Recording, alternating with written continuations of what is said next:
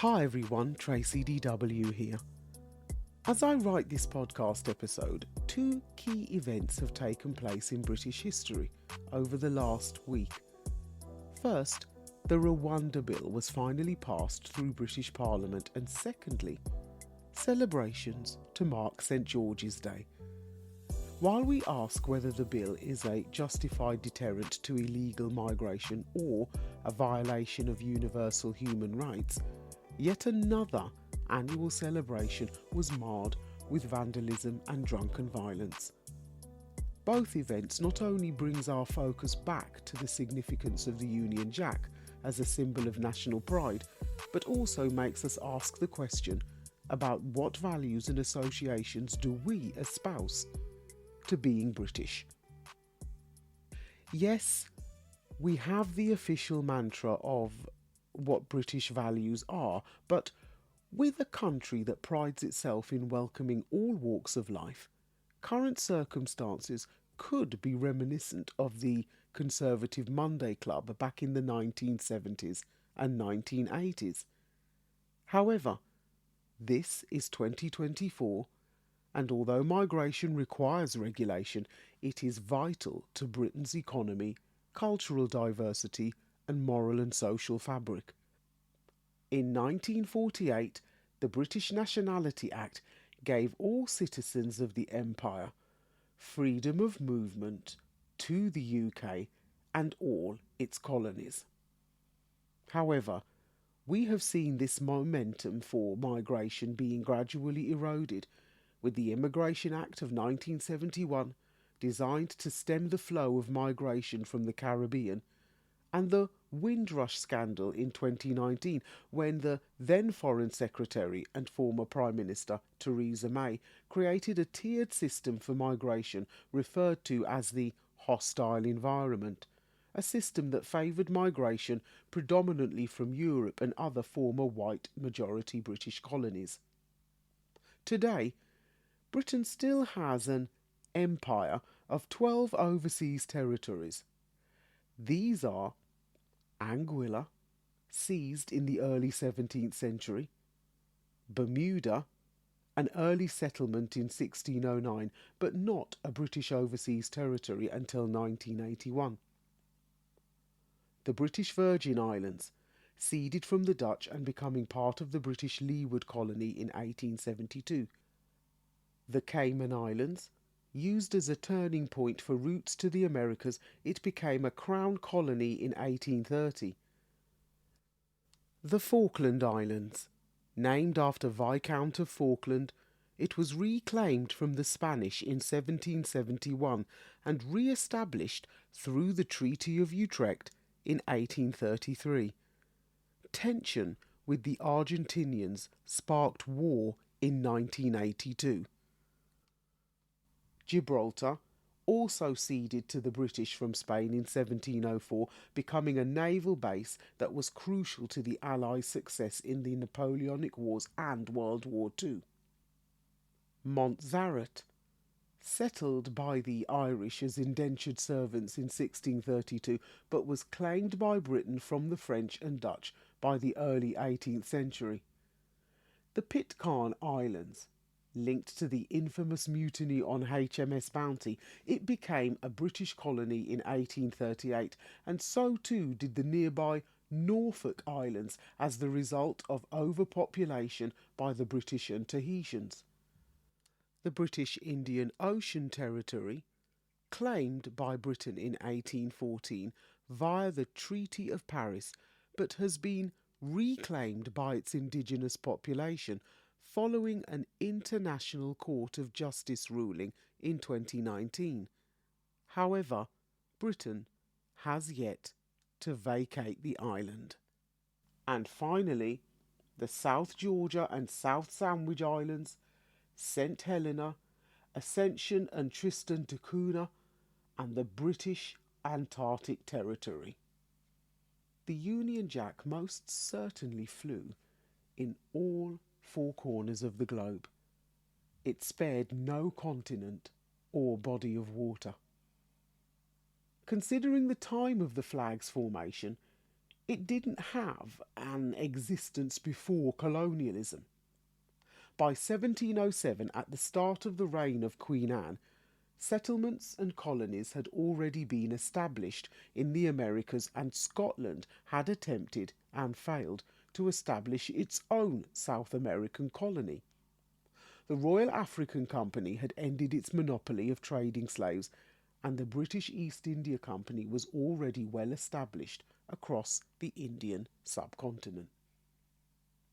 Lands which remain as British overseas territories today still remind us of Britain's characteristics, which made their colonial processes outlast all other European nations.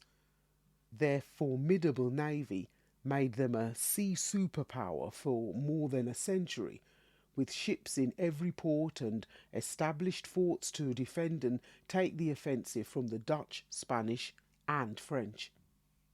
Enslaved Africans, cash crops, indentured servitude, mutinies, and the wipeout of indigenous populations.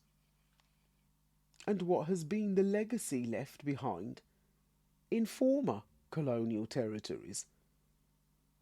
Well, there are political structures and systems which have their roots in centralised governments, causing internal challenges such as ethnic tensions, political instability, and perpetual inequalities. There's economic exploitation of resources and labour, and these disparities still exist today through dependency on foreign debt and limited industrialisation, where countries and regions across continents, such as in Africa, had no infrastructure built to connect them. Other aspects of the legacy are social hierarchies created through the introduction of religions such as Christianity in countries such as Canada and Australia. Race, segregation, and discriminatory policies cause deep-rooted social divisions and tensions, disrupting and erasing indigenous identities, cultures, and traditions, eventually leading to cultural assimilation. Infrastructure and development promoted colonial exploitation rather than local development, where areas were urbanised and industrialised purely based on their economic significance. And the English language, which has been a tool for assimilation and propaganda for colonial ideologies, has shaped communication, education, and access to global markets. The formation of the Union Jack was based on unification, ownership, and dominance wherever it was flown, and has evolved in line with its own internal and external colonial narratives. With such a far-reaching and controversial legacy, is it even possible to claim back the Union Jack? Who would be claiming it, and back from what and for who? For now, post-colonial societies continue to reclaim and re-engage with their pre-colonial identities, heritage, and culture, but has this particular flag crossed too many boundaries and travelled across too many shores to be in the sole ownership of one population? If you liked this podcast, then stay on this listening platform and check out my other podcast episodes related to this one, such as the previous episode, part 1 of Claiming Back the Union Jack, Parliament and Empire, and Parliament and Empire, the Conservative Monday Club, both from the 3rd season. And don't forget what I call the heart and soul of the Stories to be Told movement, my stories or poetic narratives, Caribbean Wind, Caribbean Rush, Knights at the Round Table, the Berlin Conference 1884, and Gone with the Wind, Macmillan's Speech for Change. These are all available on the website in paperback, on Amazon in Kindle format, and in ebook format at Apple Books and all other digital platforms. And also the publication of the latest 4 titles. Now, if you want to find out more, just visit storiestobetold.com and check out the learning platforms for The Journey's End, Giving Back Hong Kong, Bite from the Big Apple, A Story for New York, Hope for Zimbabwe, Arise the Phoenix, and A Story for South Africa. Visit storiestobetold.com for my latest newsletter and promotional giveaway for this month for one lucky person on my email list. Now, if you'd like to sign up to my email list, just go to the website and sign up, where you can opt in and receive your free samples of my first 4 titles.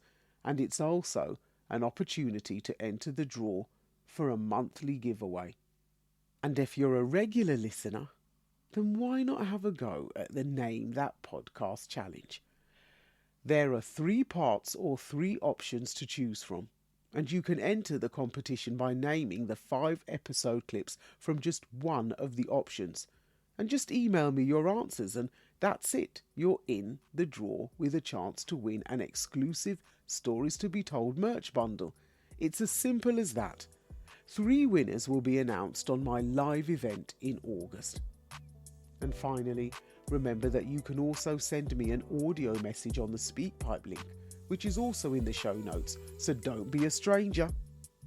Feel free to like, follow and share us on social media when you visit the website. Just click onto whichever social media link you would like to follow us on. And, as always, it is a pleasure and a privilege to share my learning journey with you in this podcast series, and I encourage you to either begin or continue your own. History is a matter of fact or perspective. I'm Tracy DW, and this is a Stories to Be Told podcast. Stay safe, stay well, stay blessed. Thanks so much for listening again, and I'll see you on the next page.